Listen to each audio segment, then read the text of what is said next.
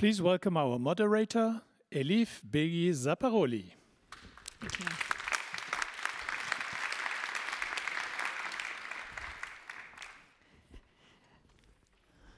Maybe we also welcome our panelists.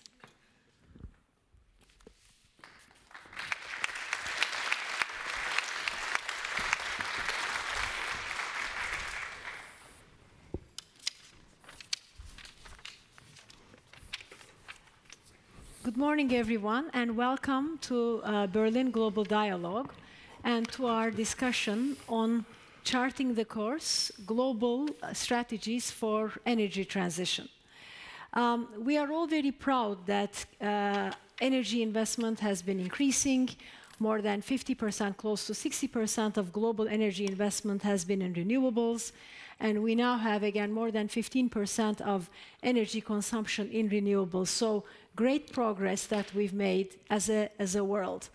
But we still have a long way to go, potentially, to meet the Paris targets of 1.5 to 2. And today, with our panel and ahead of COP29, we would like to have a set-the-stage conversation around where are we in energy transition, what have we achieved, what else should we be doing. And we're very honored that we have representatives around the table here that reflect different parts of energy transition. So with that, maybe I start introducing our panelists.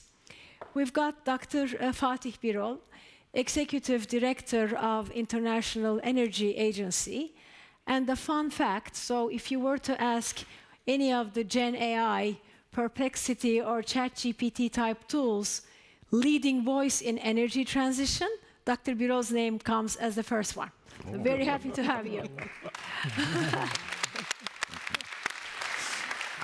Then we've got Markus Krebber, head of CEO of RWE, a really very courageous, bold CEO who's taken RWE to one of the biggest corporate transformations in energy transition that we've seen. And of course, with the implementation of growing green strategy, really groundbreaking in terms of what you've been doing with RWE. So very keen to hear your journey and how you're seeing it. Welcome, Markus. And then we've got Jennifer Morgan, State Secretary and Special Envoy in International Climate Action, and someone who's dedicated her career in climate, in sustainability, and of course very involved with the international and global dynamics of energy transition and different regions and what does it mean. Welcome, Jennifer. Thank you. And we've got Nathalie Oosterlinck from JERA, which is the largest Japanese power generation company.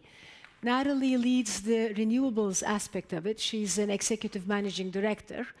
And of course, because energy transition is a global phenomenon, it's very important that we do take a global perspective to it. And of course, there's a lot of discussions, you know, from a European perspective. We're in Berlin, but would be wonderful to have, Nathalie, your views as to how it looks and experiences sitting, I mean, based in Japan from an Asia-Pacific perspective. So welcome. Thank you.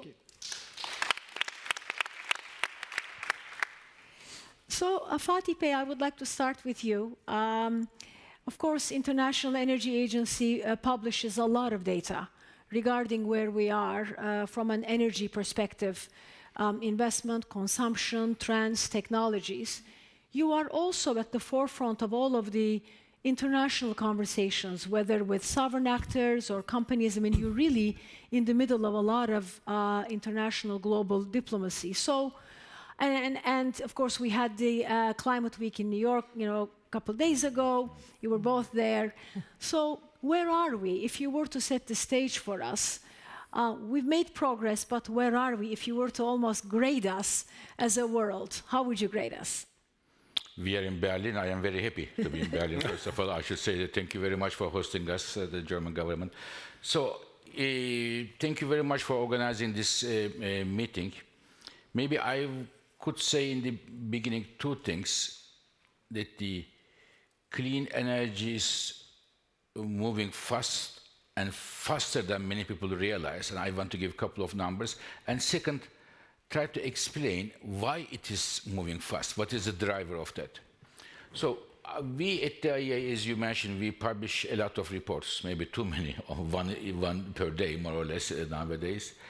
And when we look at those numbers, I want to choose 3 of them to show you how strongly clean energy is moving. One, electricity generation. This is the biggest part of the energy sector.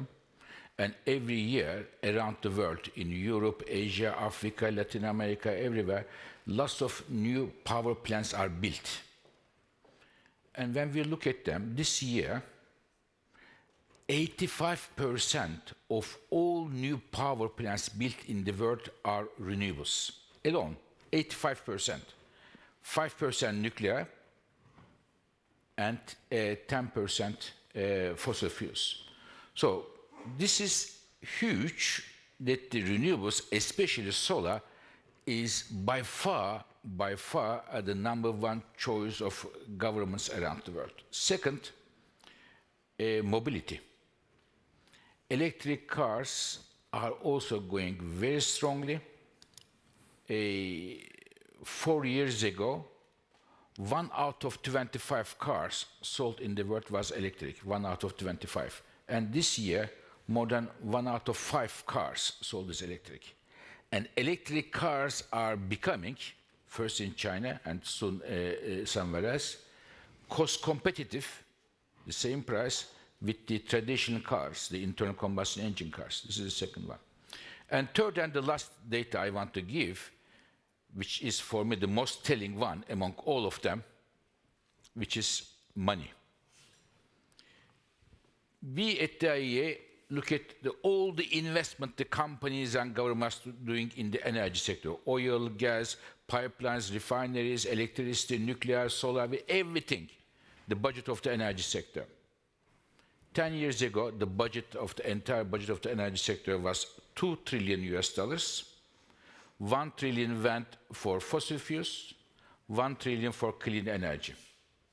And this year, the entire budget is $3 trillion US, and 2 trillion for clean energy, and 1 trillion still for fossil fuels. So the clean energy moved from 1 trillion to 2 trillion in 10 years, a double. It's a big jump there. So this shows that the money is also pouring. Now, I want to finish by saying what is behind that? What is driving the clean energy transition? To be honest with you, as many of us may think or may wish to think, it is not the climate change which drives that. The main driver of clean energy today is the industrial policy, because many governments understood, many business understood, the next chapter of the economy will rely on the clean energy manufacturing. It is the electric cars, it is the batteries, it is the solar panels, wind, and others. So this is the, for example, today, the #1 clean energy manufacturer is China, and for China, it is the industrial policy. It is not only the climate change. This is #1. #2 driver is the energy security. Today, renewables are the best friends of energy security. Nobody can get hostage of the solar and wind, no other country, if it is in your own country. And when we have seen what we see in Europe, after Russia's invasion of Ukraine, the renewables increased very strongly in Europe, and by taking a lot of measures, and congratulations to the German government by shortening the permitting times, and then as a response to energy security threats. And this is what we are seeing. And the third, the energy security, and the third one is, the third driver is the climate change. So energy security, industrial policy, and climate change are the main drivers of the clean energy transition, which is moving fast, and faster than many of us realize. Thank you very much, Fatih Bey.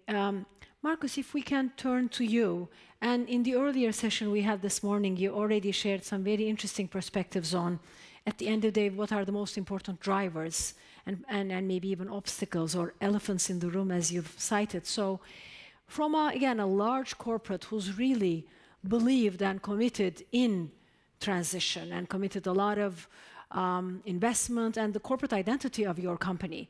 How does it look? What does a very sophisticated, successful corporate journey look like? Also from a corporate view, I can actually echo what Fatih said. I mean, also for a company, on company level, we have record level of renewable generation. We have record investment. For us, it's 100% clean technology. So we see also very strong demand for green energy. I don't find a customer who wants to buy 20 years of power, which is not clean. It needs to be 100% clean. So it's already obvious that the availability of green energy is a competitive advantage for certain countries. Now, when we look at the targets, we are unfortunately nowhere near to reach the targets. So we need to also address the question, and that is where you are hinting, is what are the current challenges? So what do we need to overcome to be even more faster? And here I would like to highlight 3 things. So we always think as a corporate, where are the bottlenecks, where are the hurdles which we need to overcome? First thing is supply chain, the equipment we need. I think even the global manufacturing capacity of clean technology is not half of what we actually need to ensure that we reach the target. So we need to work together with the supply chain to ramp up capacity here. And since it's a global supply chain, it is affected by geopolitical tensions. So we have sometimes problems getting equipment in certain geographical areas. Second is coordination. We have focused a lot, I mean, also with certain governments to accelerate permitting and build more generation capacity. But now we have the limitations on the infrastructure, especially the electricity grid. We need massive investments in the grid. Otherwise, we find our renewable investments stranded. And in certain areas where we have very high penetration rates of renewables, the problem of intermittency needs to be addressed. So we need also a big push for storage and backup capacity. And the third one, where I don't have a solution, unfortunately, it's affordability. Because what changed over the last 5 years with inflationary environment and higher interest rates, the cost for renewable electricity have actually doubled. And that has become a problem for certain energy-intensive industries. Thank you, Markus.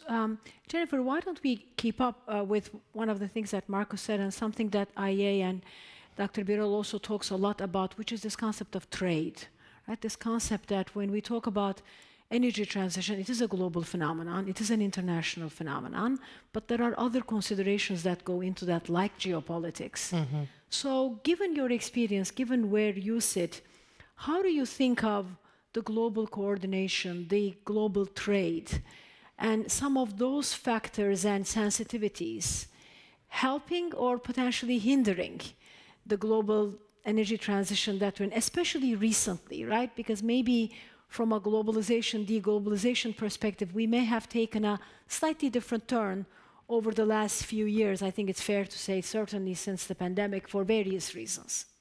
I mean, there's different components of that. I think the first is the intensity of actually the impacts of climate change that are hitting now, and to bring that into our conversation as well, because that impacts supply chains. It increases cost to society. And often I think we have these conversations about energy transition, but we actually don't look at what the alternative is if we don't shift and the costs from that. And I think that has an impact also globally in terms of how countries are able to cope, the security implications that come from that, the increased conflict that comes from that, I think are all very important factors as well. The second is I really feel as if the geopolitics of energy is shifting beneath our feet.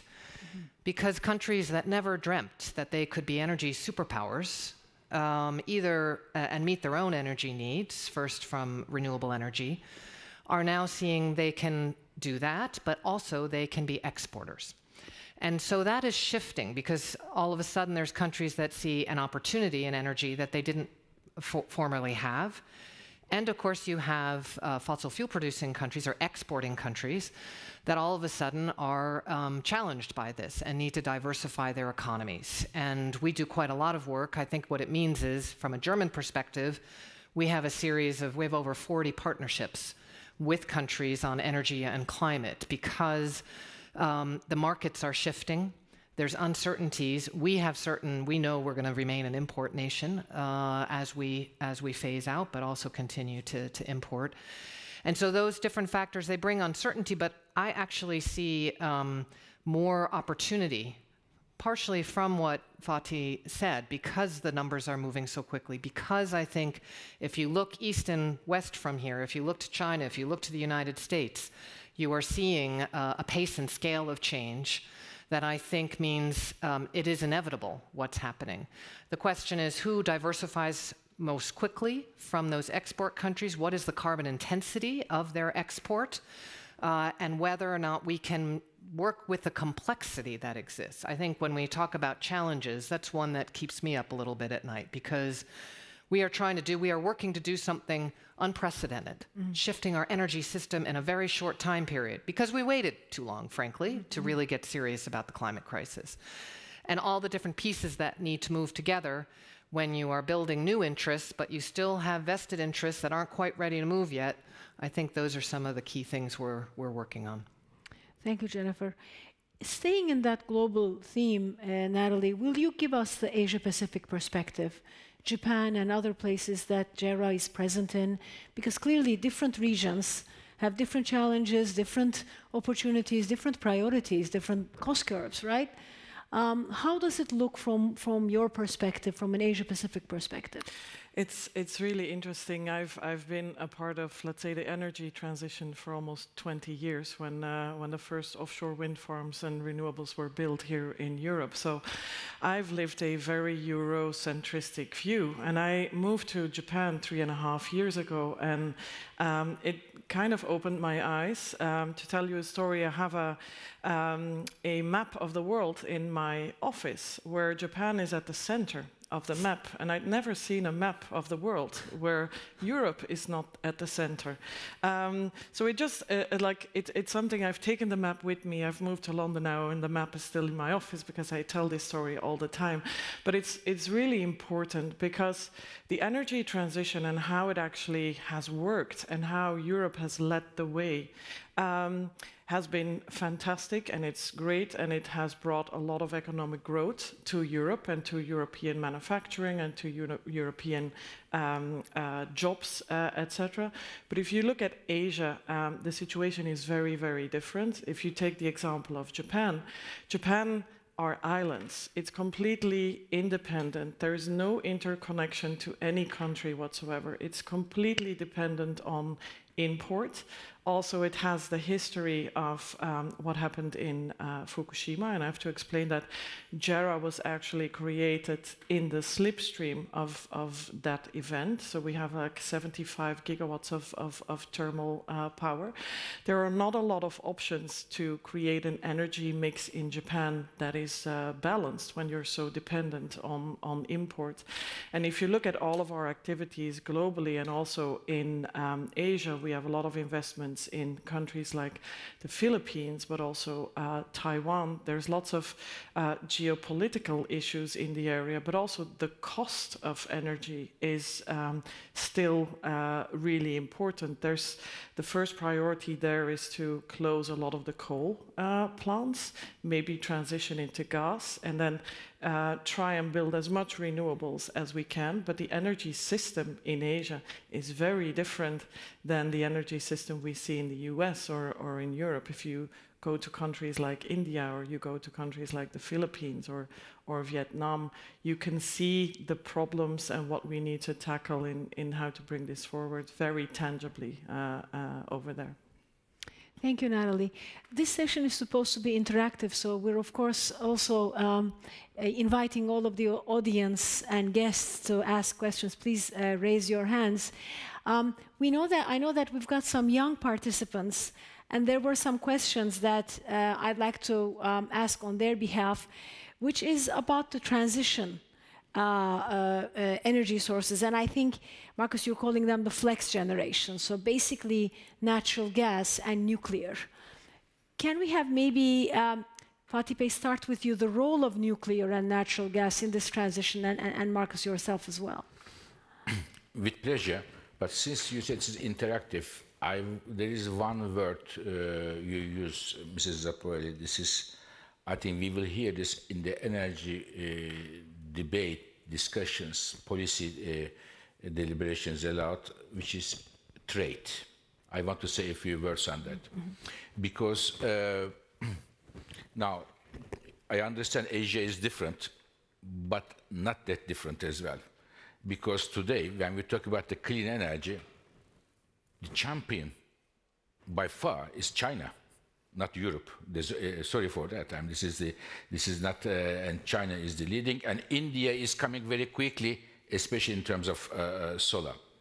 Now, when I look at around the world, China is definitely dominating the clean energy manufacturing and exporting, and will export. United States has its own program, the Inflation Reduction Act, giving a big boost to its domestic manufacturing, clean manufacturing capacity. And India has also production-linked incentives, a similar one like the IRA. What will happen is that among the countries, we are going to see more and more building trade barriers. So these trade barriers, they have a legitimate ground because countries would like to protect their own industries vis-à-vis others. There is a legitimate basis on that. But if not well designed, it may well lead to slowing down of the clean energy transition because the cost may go up. You don't choose the cheapest option. So therefore, it is very important to find the right balance. And you mentioned our publications. We are having a publication on this as well. Whatever topic you tell me, we have a publication. This one is coming on trade. And Jennifer mentioned the fossil fuel exporters, but our numbers will show that the trade of clean energy products may soon compare with the fossil fuel trade. So this is another trade coming there. So be careful. So this is one thing I wanted to say, the trade. You are completely right there. It's a nerve center of many problems, many issues now. Coming back to nuclear, now I'm in Germany, in Berlin, I underline this, but I still tell what I think. So I believe in the countries where it is accepted by the population, nuclear has a role to play. But the big chunk of the global energy mix will be still renewables, but nuclear has a role to play. And when I look at around the world today, nuclear is making a comeback for three ways. In some countries, nuclear power plants who are about to retire or retired, there will be lifetime extensions, such as in the United States, in Canada, in France, and in Japan. There will be restarts in Japan and Korea. This is one. Second is some countries are building their first nuclear power plants. In Europe, for example, Poland is a good example there. And third, new nuclear technology, small modular reactors are getting a lot of attention and also the interest there. And nuclear is making a comeback, not because of, again, it is climate benefits, but it is coming because of this energy security. People want to generate electricity at home. This is the thing. Of course, as all the technologies, nuclear has its own challenges. The biggest challenge is the financing. It requires a huge amount of money for the first down payment. This is one challenge. Second, nuclear industry has a very bad reputation. Most of them never finish the projects on time and on budget. There are always delays and cost overruns. And third, we have an issue of where we get the fuel, the uranium from. There is a need for diversification and the waste disposal there. So putting it all together, I see that nuclear is making a comeback back in many countries, and whether or not this will turn to real projects and the big wave, as we have seen after the first oil crisis in 1970s, that the first fleet of nuclear power plants is something yet to be seen. But I see this movement around the world. Markus, your perspective, again, I think flex generation is your terminology in terms of describing these transition ways of generation. And then, of course, your comments on trade, because as a global company, I know that you're very much in the middle of this conflict of, yes, there is an advantage of having it at home, but then there is a cost disadvantage potentially. Yeah, I think that is, that is exactly what Fatih said. What we face, we currently have a construction program of almost $8 billion in the US, and of course you think about potential measures after the election which would make it more difficult or more costly, and that already now slows things down because you don't want to be too exposed to new trade policies. And it's exactly that we need a framework where you find the right balance to bring jobs locally, because we clearly see that the acceptance for the energy transition by the people is much higher when they see the good jobs close to them. But also to avoid driving costs. On nuclear, you were very polite being in Berlin here. There's a very interesting discussion you have with American colleagues. When the Americans look at Europe as one country, they always say the generation mix looks very balanced. But when you look a bit deeper, you see that one country is 100% focused on nuclear, and next border, one is 100% exiting. So as Europe as a whole, it looks quite balanced. Coming to your flex generation point, first of all, I think we need to be clear that nuclear is not the best friend of renewables. Nuclear needs to run baseload. So we cannot ramp down and up nuclear plants because renewables produce. When you design a system of nuclear, renewables, and flexible generation, maybe nuclear does X%, and 100 minus X is done by renewables and flexible generation. Because otherwise the economics of nuclear will be destroyed. I think there are already discussions in France about exactly that economic phenomenon. And I think it's a political decision whether you go nuclear or not. You can still design a system without nuclear. But then you need backup capacity, and that depends especially on seasonal demand. In areas like California, batteries can do a big trick because, I mean, you typically have daily patterns. But at the East Coast in the US or in Europe, where you have very high demand in winter heating, you need more than just storage. You need a different backup capacity system. And here in Germany, we need to replace coal by gas with the clear vision to run it one day on hydrogen. Because without that, if we don't build it in parallel, we can never exit coal, which would, of course, be for a country like our home country here, I mean, a disaster. Can I come in? Yes, please. So maybe on a couple of different points. So I think, first of all, on Asia, I mean, I spend quite a lot of time in Asia, and I think it is so diverse. I think the changes that are happening in China, China met its renewable energy goals 6 years early, 1,200 gigawatts of renewables. A large portion of the growth in China's economy right now is from these innovation technology areas. So I don't think that's going to slow down anytime soon. I think the biggest challenge there, and that's what we are working on here, is how you combine energy security, economic security, and climate security together. And you always have to bring that climate security piece in. It may be now that it's industrial policy, but if you don't think the climate security piece in, then you bank on nuclear, but nuclear is not going to help us by 2030. It's too expensive.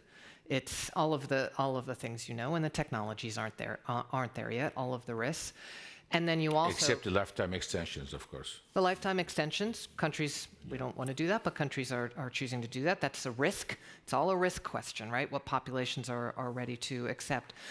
But I think the dynamism in Asia and what happens also in, again, the countries that are seeing the opportunities and are also vulnerable to climate impacts, where India goes, I see as fundamental. And Japan, I was there recently, I found it fascinating because a few years ago, they didn't have any renewables, right? Now, I think it's around 10% or something like that, right?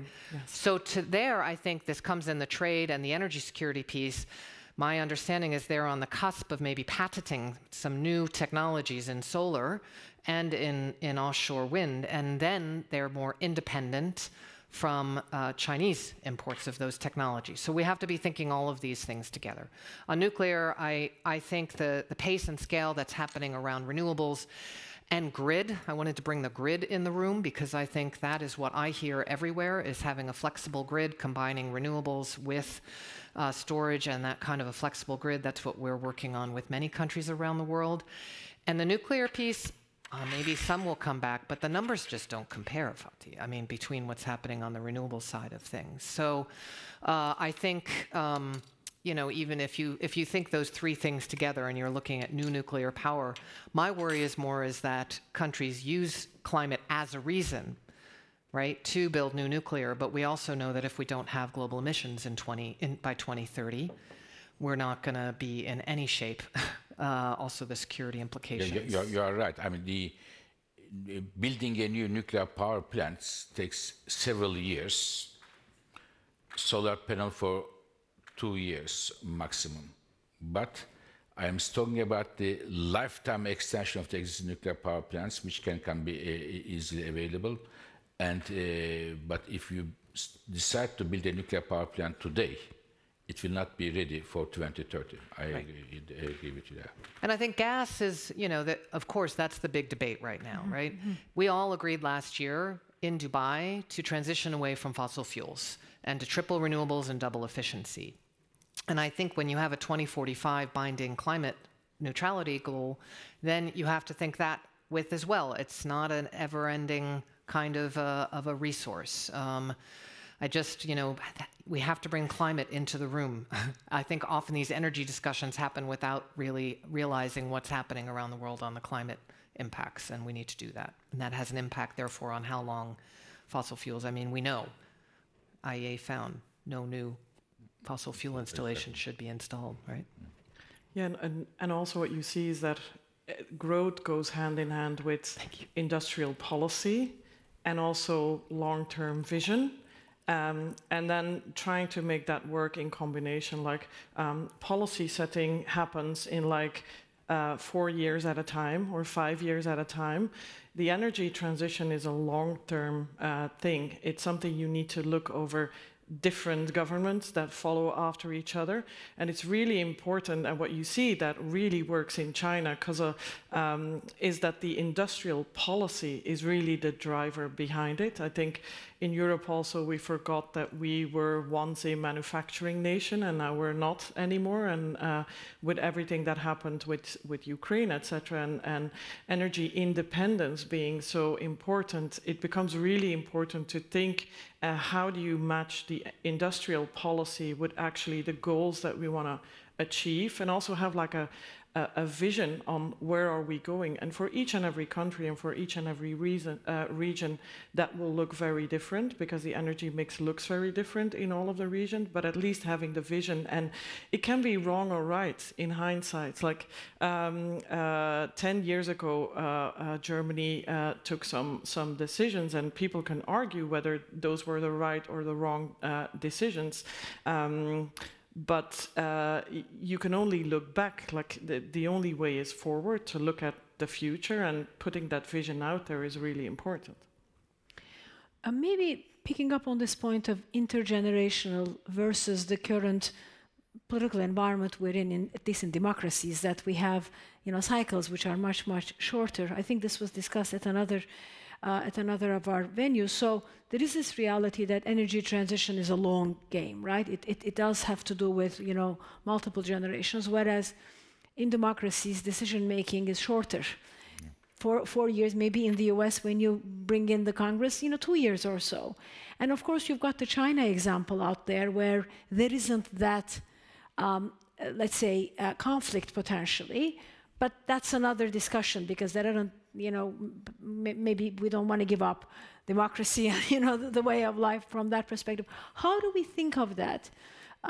Is that a potential conflict? Is there a way of resolving it? Like, how do we think of that? I think it's all about putting people at the center. If you put people at the center in your decision making, and you know you have that long-term vision of net zero, right? That's where we need to get in different time frames, but 2050, we all need to be there. And you know the road is going to be bumpy along the way with ups and downs. But if in your decision making you put people at the center, you when you're looking at doing shorter term policies, which then you make sure that you're working with people to understand what their concerns are. You make sure that the most vulnerable populations in your countries aren't the ones that might be impacted by higher costs. You look also at how you can be shaping your policies also to make sure that the speed happens, because your citizens are very varied. I mean, look in Germany. We have youth who are desperate. They are very scared about the climate challenge, not the climate challenge, they're very scared about climate change. And then you have people who are very worried about higher costs, about things that are coming that they don't necessarily understand or don't want. And so by creating those types of dialogues, I think, and by spending extra time by putting people in the center of a just transition. So most recently I was in South Africa, which is going through a just energy transition with a new government of national unity, very impressive, but the process of how to get there, of putting people in the center, then looking at actually the policies of actually there. And once your renewables start happening, how do those benefits get shared? So that you're building constituencies as you go, and you're listening to them and giving and taking. And I think we've learned a lot over the last years, and that needs to be much more front and center. I think it's a very important topic that we discuss the interaction between the political cycle, good policies and implementation. And here a lot has gone wrong. What I have observed is that to avoid immediate action in the last decades, we have always discussed long-term targets. Let's go for more aggressive climate protection targets. So, or let's exit nuclear like in Germany. But no good policy to implement anything. So on the nuclear side, the big mistake was actually that we haven't got any incentive to build anything to replace it in the last decade. Yeah? And I see that we fall into the same trap now that we see the challenges of the energy transition, and there is a big dream of new technology like fusion. Fusion might solve the problem of our later generations, but it's not going to contribute significantly by 2050, or a new build of nuclears. I mean, lifetime extension is something else, what is already there. But we need good policies, and I would like to focus the politicians not on long-term targets or directions, but what can be done to accelerate things in their term, in the next 4 years. Let's talk about permitting. Let's talk about global trade, of supply chain. Let's talk about coordination of grid and renewable builds out. And we should not discuss whether we achieve a target which is out in 2040 and all this long term. We need to discuss good policies. And here we have examples, and the IRA is one of them, which is well thought through, and we probably have, I mean, bipartisan support even for the IRA after the election, because it combines the different things. It gives an incentive to invest. It's very pragmatic, not overly micromanaged. It creates good jobs in the countries, and it brings down energy costs. Yes. Okay. So if I may, I mean, intergenerational issue, and of course, the democracies and the differences there. But there is one other issue that I want to underline, which is the rich countries versus the emerging countries. I mentioned that we are having this year 3 trillion of clean energy investment. This is very good. This is not in line to bring us to our climate targets, but it is not bad at all. But the bad news within that is the following: 85% of this 3 trillion is happening in the rich countries and China. 15% is happening only in the countries where you have more than 2/3 of the global population. So first, it is not just, as Jennifer was saying, in a national one and international one. And the second, it is also, it doesn't help anybody, because climate change is so that 1 ton of CO2, carbon dioxide, going to atmosphere from Jakarta or from Detroit or from Hanover or from Stockholm or Johannesburg, it has the same effect on everybody. So the emissions don't have a passport. So therefore, even for the rich countries' own interest, just for selfish interest, it is important that the emissions in the other countries should also go down. So from that angle, I see the problem is the following. We need to go to global solutions in a world where the fragmentation is getting more and more, how shall I say, serious. So this, I see, this is the fault line of our fight against climate change. Is not the choice of technology, but how we are going to finance the clean energy investment in developing countries in a world where everybody looks after himself or herself, and there's a fragmentation. Yes. And who's the arbitrator of that global policy, right? I mean, that's the challenge of a global problem that actually doesn't have a global counterparty to address it with. So if we take that as given, right? If we take that there is fragmentation and, you know, we do have nation states and we are where we are, in terms of that developed, less developed division, that it is 85% and it's 15%, potentially reasons for that, Fatih Bey, is financing. But how do you see, I mean, is that the reason, or are there other issues like regulation or energy security? Because maybe if we can sort of ask the proper question, then we can have the proper answer to it. Yeah.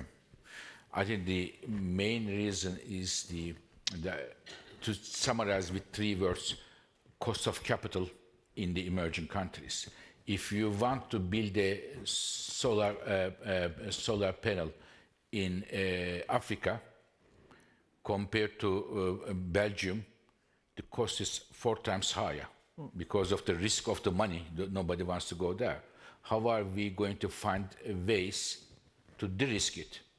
And I give you one number, which is very, I mean, if you didn't ask for this, but this is one of the, shows the inequalities in the world. If you ask me, choose one number. Let's think about the sub-Saharan Africa. First of all, every second person, 50% population have no electricity, number 1. Number 2, the biggest chunk of the solar radiation comes to Africa compared to no other continent in the world. Yet, the amount of solar electricity we generate, the Africans generate, in the entire sub-Saharan Africa is less than the solar electricity generated in Belgium. Think about the map. How many people live there and how many people live in Belgium is a great country, I have no problem with it. But to show how, I mean, it is really, and they don't have electricity, this is so simple. When you don't have electricity, the health system, school system, telecom, you don't have any of these things. So just to tell you the discrepancy there, which is really troubling. And from a practical point of view, you're absolutely right, and I'm sure you will see the same. If we, with JERA Next, we look at global expansion and where you do projects, and you look at the whack of projects everywhere around the world, you will probably not end up in Africa. If you have $1 billion to spend as an investment, then you have other options of other countries that you go to first. But how to solve that, I think that's another question. I think a couple of things. One is on the financing. This is the crux of it, and this is an issue where we may not have a global energy organization, but we do have the Paris Agreement. And within the Paris Agreement, every country next year has to put a new climate action plan on the table for 2035. In those climate action plans, that's where the policy should be coming, I totally agree, for the time period up to there so that you can be actually achieving that long-term goal. And so I think that's one area where we're working very actively to say, okay, how can you get that long, loud legal certainty that investors need to get those investments? But that won't be enough. So that's one of the issues, right? But how do we get those framework conditions in place? And we're seeing that in different countries that are working on just energy transition partnerships. When they have the framework conditions in place, the policies and measures, that's when the investment comes. But we know also that the cost of capital is so high. So one thing that Germany has been working on is I came back from the Africa Climate Summit listening to President Ruto, whose numbers were even higher than what you just mentioned of the difference to invest in Europe to Africa. I think he said 8 times more expensive, but either way, it's big. And we said, okay, what's the problem here? And so what we found from different institutions that are in the financial world is the issue of guarantees and the risks. So what we've started is a green guarantee group to bring together the different actors within the financial sector across the board to create a platform to say, how can we increase the use of guarantees in the different types of guarantees that are needed to bring down the risks where we can, so that we can be scaling up these, whether it be in Africa, which is a very big priority. We are part of the accelerated partnership for renewable energy in Africa with 7 countries that want to go 100% renewables in Africa. But that's what we, you know, it's a, and right now they're underutilized. They're very much underutilized. So I think that's one piece of the puzzle. I think the framework is a piece of the puzzle. And I want to bring, the other question is the skills and making sure that also countries have skilled workers to be able to implement the transition. And investing in that as well is a big priority. And that's, of course, the opportunity. That's why countries want to go more into renewables as well. They see the opportunities that are there in jobs. I'll come to you, Markus. Before then, just one comment. So as Bank of America, we're very committed to sustainable finance. We have committed to invest $1.5 trillion by 2030, and we're already close to $600 billion. But this concept of guarantees is exactly what is disabling the leveraging of the private and the public money, which is we should be able to de-risk an investment, right? I mean, there needs to be a cost of capital risk chain where certain investors come depending on their risk appetites, their mandates, etc. Right now, there is no such mechanism. Therefore, when you go and try to do a project in Africa, you have to take on the entirety of the risk, whereas many institutions are not equipped for that, right? So that lack of standardization of guarantees in particular, and what's also interesting, Jennifer, is, of course, there could be a lot of bilateral lending, but I think, again, IEA has published the DFI volumes. They're not that large. I mean, they are not even $60 billion a year. So when you think of the amounts of money we need, bilateral lending isn't getting us there. Great. Somehow we need to leverage. And what is that leverage? You create the guarantee of the MDB, of the DFI, of whatever, maybe even single governments, and then bring in the public markets, the capital markets. But that standardization, Jennifer, if you guys could get there, I think there would be a lot of banks, you know, being a part of that. I think we need, for another part, we also need standardization, because for me, the global aspect has 2 elements. The one we discussed, I agree with everything what has been said on financing and guarantees for investments in certain countries. The other thing is, I strongly believe that we need a very economic, rational approach to the energy transition. We need to spend the money where we achieve the highest benefit of CO2 emission avoidance first, because that brings the cost down of fighting global climate change. And we have already achieved in certain countries levels of decarbonization where spending additional money on decarbonization is very expensive. We have some measures where we have implicit carbon abatement costs of 200, 300, 400, 500 euros per ton. If you put the same money in other parts of the world, we would probably save 10 to 20 times as much CO2. But what is missing is a global standard and also on carbon accounting. I mean, there were many trials and all these offset projects were compromised because compliance issues and so on. So besides the global financing, we also need a certified system of carbon accounting. And I mean, there is now the push for VERs, voluntary emission reduction certificates, but there we need a global body who has certificates these investments, that we allow some offsetting, because you would achieve a much higher effect globally than continuing investing in your home country. That has huge equity implications, though, because many of those countries have their own targets and their own goals, and they want to transform their economies. So, so that if you have an offset mechanism where they implement a project and then export that credit, then they can't count it for their own reduction. And we do need the standards, and I think we're working very hard so that they can be very high quality standards, because we've seen since Kyoto we haven't really fixed the problems. And I think, and the German government is very much precautionary principle here, we want to get the standards at this upcoming COP. but looking at other financial mechanisms. I think if you look to Brazil, they're looking at a whole range of different mechanisms, what they can be doing through domestic resource mobilization, what is their own country platform, how their bank, BNDES, is engaging. You know, how are they bringing in a carbon market rather than an offset market? So putting a price on carbon and then reinvesting it in their economy. And then where do they really need the global support? Well, they have some proposals on that as well. And that's the discussion we're having at the COP this year, is how we move forward on the whole financing piece. And I just think the G20, Brazil has done a very good job this year. They've brought together the finance track and the climate track together in a task force, because we speak different languages. We don't talk enough to each other, and I think they've really worked to bring those things together and get quite a sophisticated approach of, okay, if you want to scale up renewables, what do you need? If you want to do restoration of nature, what do you need? How do you make it so that it's much more affordable? Agree, that's needed. And I think breaking through those bottlenecks, bringing in the risks through the supply chains in ways that private banks need to be looking at more seriously. All those things, I think, are needed. I want to come to COP29, 30 and G20, but first we have an audience question from BGD Young Voices. Can we have that? Well, does it work? Yeah, thank you. My name is Gabor, originally from Hungary, and I'm an MBA student here at the ESMT.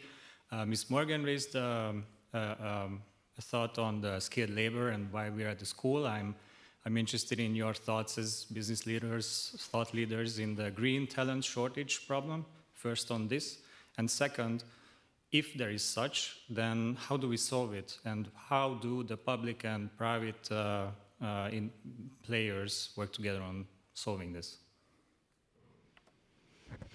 I can start, but sitting here with experts. I mean, I think, so great question. I'll look at you while if I may, while I'm talking, so that I can answer you. I think it happens on many different levels, and I think part of it is actually everything from looking at our vocational education around the world and making sure that that these skills that are needed for the green transition are in the curriculum. It's something that we're working on with South African vocational colleges, right, to bring that in into the training itself. I think there's also, mentioned these national climate plans, actually making the modeling on, okay, if you're going for 80% renewables by 2030, if you want to have a circular economy, then what are the skills that you actually need? And then looking at how you bring that in your all-of-government approach into your education system. And then I think there's a big role also of the private sector. I know often in Davos, there's conversations with companies about how they, Salesforce, various companies are actually trying to see how they can be matchmaking around the world. I think that'll be a discussion at this year's COP, but I know for Brazil it'll be a very big priority. And I think we need to be much more systemic about it. In Germany, I think you have companies that are working internationally, and because of the dual system that we have here, that's something that we're implementing in other countries, but it's a gap. It's one that's been identified by the IEA and IRENA, and I think we need much more profile for it. May I add something Please. to you? Just one thought and one concrete example of yesterday, in fact. Thought is the following. When you look at the universities in many parts of the world, you see that the enrollment of the young students in the clean energy, new technologies is increasing, and for traditional energy sources is decreasing. This is number one. Number two, which I think is important, at least for me as the head of the IEA, we are getting, this is a lot of new stuff from the traditional energy companies to IEA, which surprises me because this Friday, this Monday, yesterday, I talked with one of them. Yeah, why did you come to IEA? It's a bizarre question to ask after they come, but because her salary is cut by 1/3. Why do you cut your salary? And said, I want to do something which I believe is good for everybody. So this is really, I am really, I thought this type of thoughts or motivations are gone. I was very happy and encouraged to hear that this company that she was working is paying much more than we are paying, and our contracts are much shorter term. But we are a great organization, by the way. If you want to apply, you can apply. So this is another driver. I think people are seeing where they work. Does it make the world a better place or not? Is it also a criteria for choosing the future profession? And maybe if I can pick in, I think it's a brilliant question, and I think it's something I personally believe very strongly in. 20 years ago, we didn't have a lot of education in universities or other that were really pinpointed at energy or the energy transition. You see this growing. I think as companies, we can do a lot more. We have set up MBA programs. We have done from Japan acquisition in Europe, because you see that the capabilities for the energy transition are still mostly focused in Europe, because a lot of that build-up over the last 10 years of that expertise and that experience has developed over here. But for us, this acquisition was also to cross those borders. So we have set up programs where we're sending multiple young people to Europe and to the US to train and work together with other people, and also cross-pollinate, sending people from Europe to regions in Asia and to regions in Japan. It's also about supporting women to go into STEM. Like, I feel very strongly about that. 20 years ago, nobody told me that I could be an engineer. Now I would push everybody to at least try, if you would want to, of course. But there's a lot of things we can do. I think there's a lot that can be done on the regulatory side, but I think a lot of the companies are driving this. And we see at JERA, because we're the biggest utility in Japan, we get an influx of, I think, about 200 young graduates every year that join the company, and they usually stay for the rest of their lives. That's how the system works. And every time that these new graduates start, I do lunches and I meet with them and I ask them the question, why did you join JERA? And a lot of these young people say, it's because you were the first company in Japan to push to go for decarbonization by 2050. They really believe in this, and it's a real attraction point as well. So we also have to own up to that in a sense. It comes back to the comment you made, right, Jennifer? Putting people at the center. I think at the end of it, if that's achieved. If there are any other questions from the audience, please raise your hand. There's a lady there. Please. Too high for me. Good morning, everyone. Thank you so much for the discussion. If you can't tell from my energy, I'm really, really excited by the discussion that the panel has today. So I'm Niken, and I'm a climate change and industrial decarbonization advocate, and I'm also a representative for the Young Voice program from New South Wales, Australia. So the panel agrees that the industrial policy is the key main driver for energy transition, but you also agree that this is a long-term and intergenerational issues that we have to tackle together. However, given the potential for government changes, shifting of regulation, and therefore potential risk of policy reversals, how do we make sure that we have the right change management in place across this different generation, making sure that, like what Markus said, that we are delivering the short term, but also we are not losing focus on the long-term goal. And this is one of the risks that was raised by the industries as well when I was developing industrial decarbonization for New South Wales in Australia. So what do you think needs to be in place to make sure that policy consistency? Thank you. I start as a company because we discuss it internally very intensively. The basis for our investment, I mean, we invest 50 billion until 2030. The basis for our investment is that we have a good investment framework and environment. And that in the end starts with a general consensus in society that these investments need to happen. So we need to always look through the next election cycle, because we have, with our investments, lead times of 8 years. So it's always longer than any election cycle. And that is why stability is so important. If you lose trust that there is a general consensus in the society, then you slow down your investments. And everything that governments can do,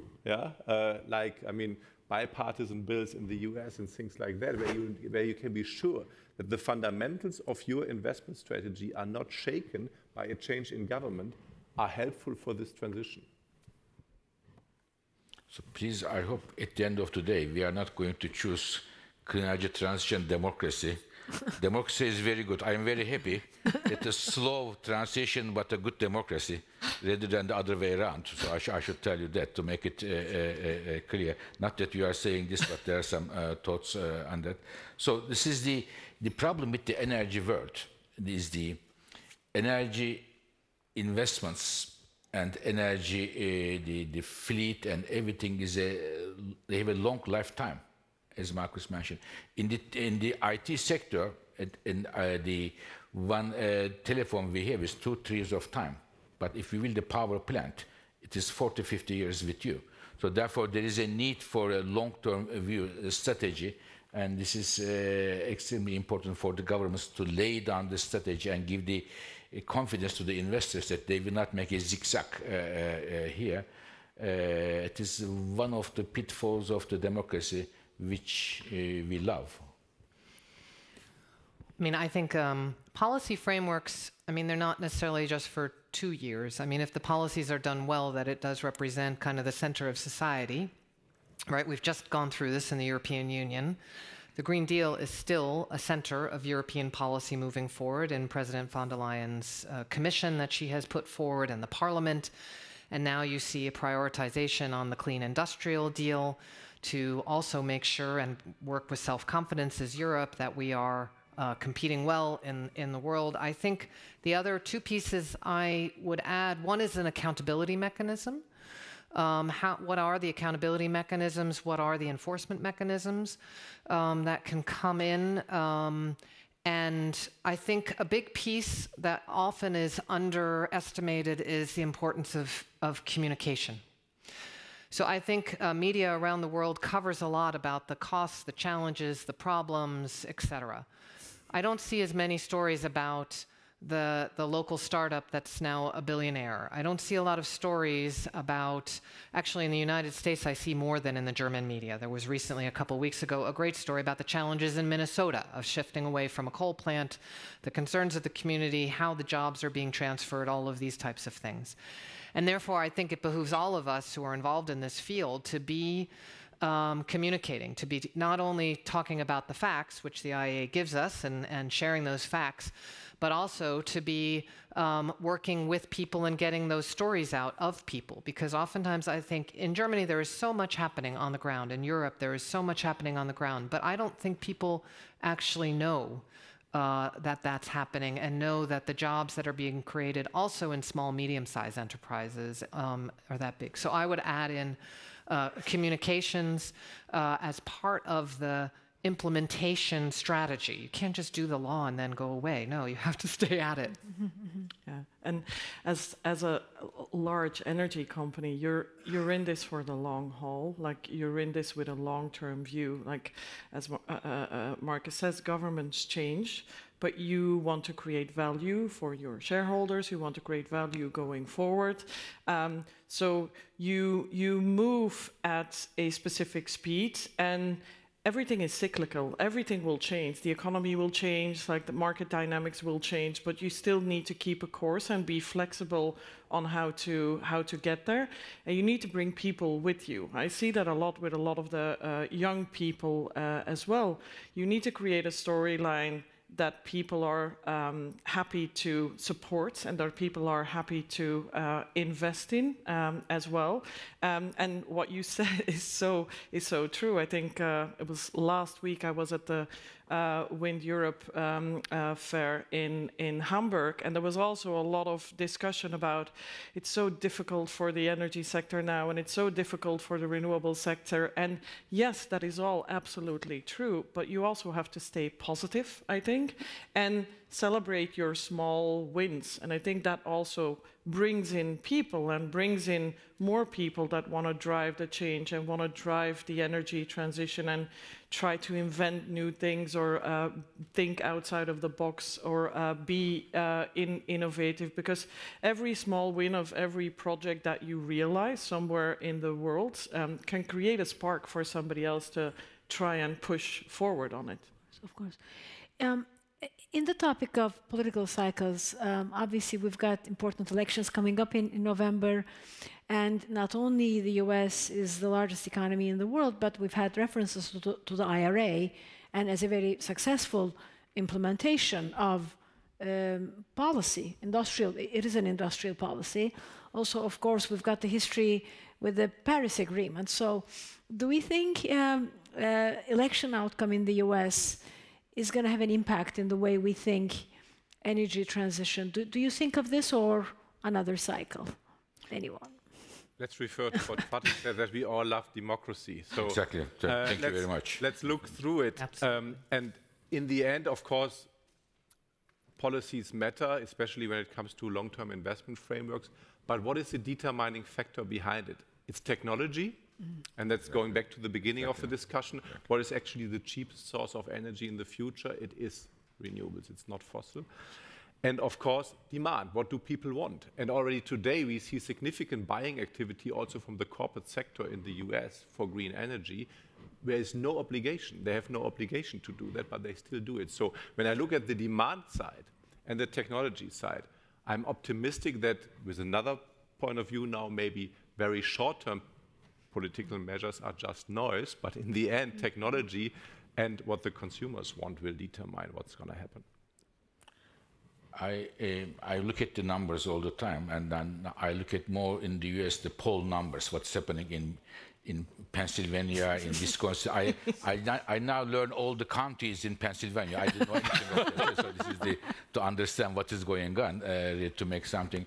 But I agree with Markus. I don't know, even if there was a government who didn't believe in the clean energy or environmental sensitivities, I would be very surprised at the end of the day if United States, the economy, would change its mind to leave the competition with China and Europe for the next chapter of the global economy, which is the clean energy manufacturing, where the jobs are, where the exports are. I can just say from my travels that we have a clean economy bridge with Germany and the United States on the subnational level. I was recently in South Carolina, North Carolina, and Georgia. They are now saying we're no longer the Bible Belt, we're the battery belt, right? And those jobs that are coming and the investment that is coming and the opportunities that are coming and the growth that is coming to those states, I think those governors are pretty committed to moving forward and seeing the benefits of it. So I think I agree. I think that piece of it is shifting, and that's part of this political economy that shifts over time. Not fast enough yet, but it's moving, I mean, in the renewable side of things.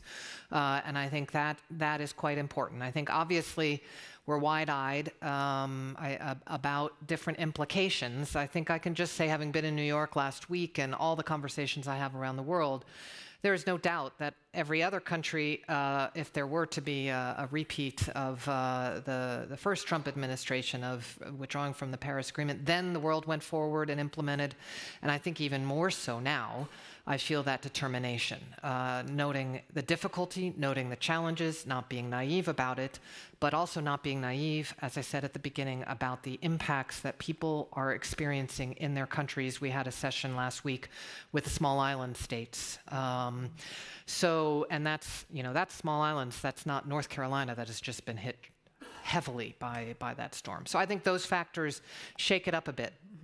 Lots of uncertainty that will come in, but I think the economics all around will keep driving that forward and through.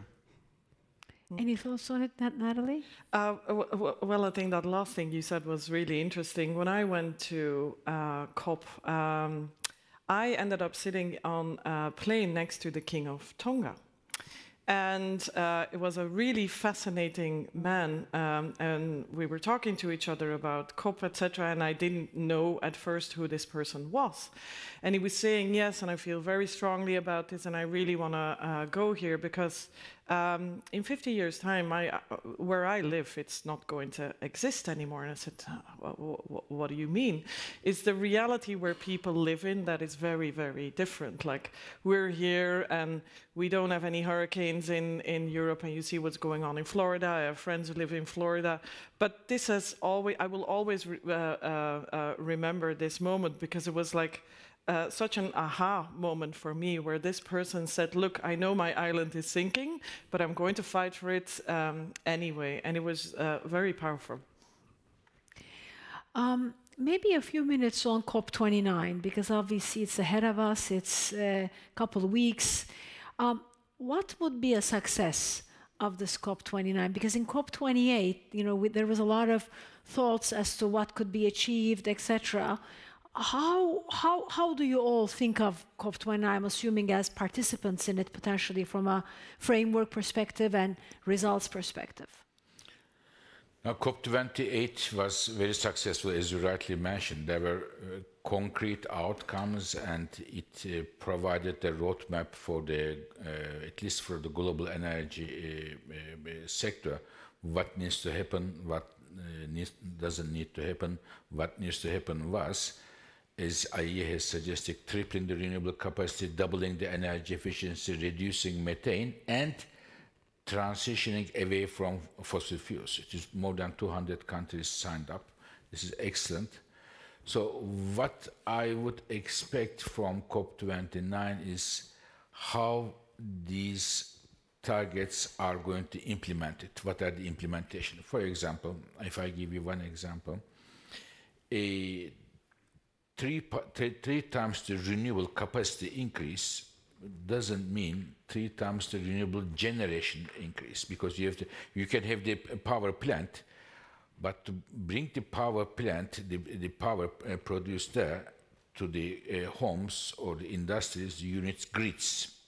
We are lacking of grids today. So it's important that the grids is mentioned in the COP29. The battery storage is, for me, one of the most important technologies we have to deal with, and an ambition, and those enablers of the COP28 targets should have an emphasis there.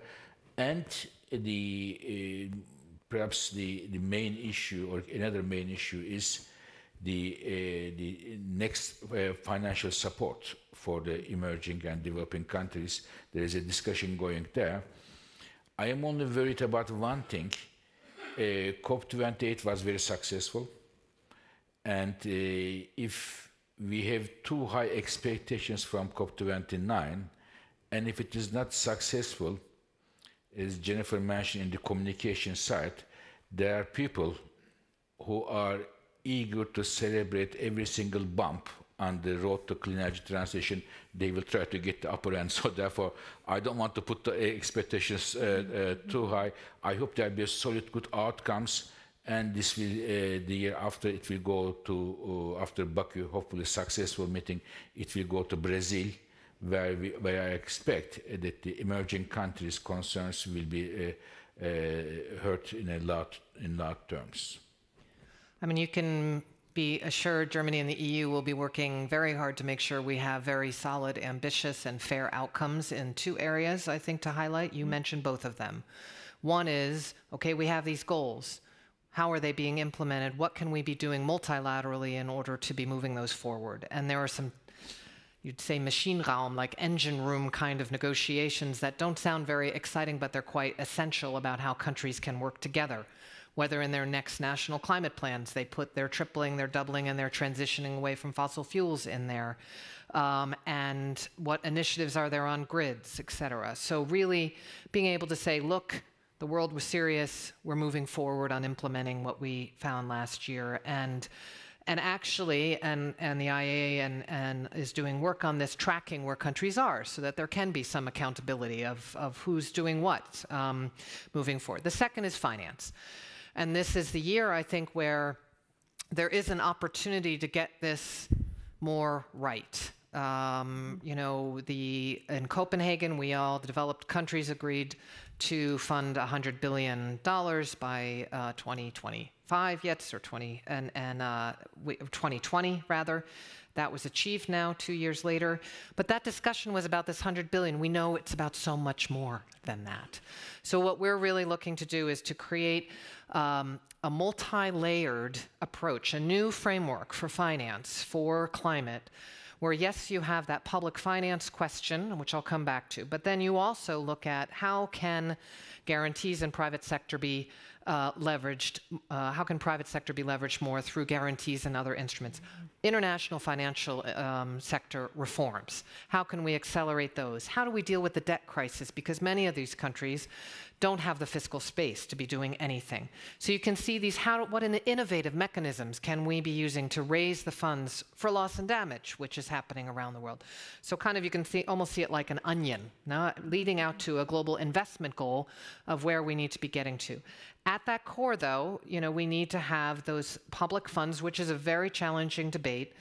And while the European Union is ready to continue to take the lead on that, we are also looking for countries that have grown tremendously since 1992 or have long historical emissions to also make a contribution into that, so that we can be shifting that number that you said, that 85%.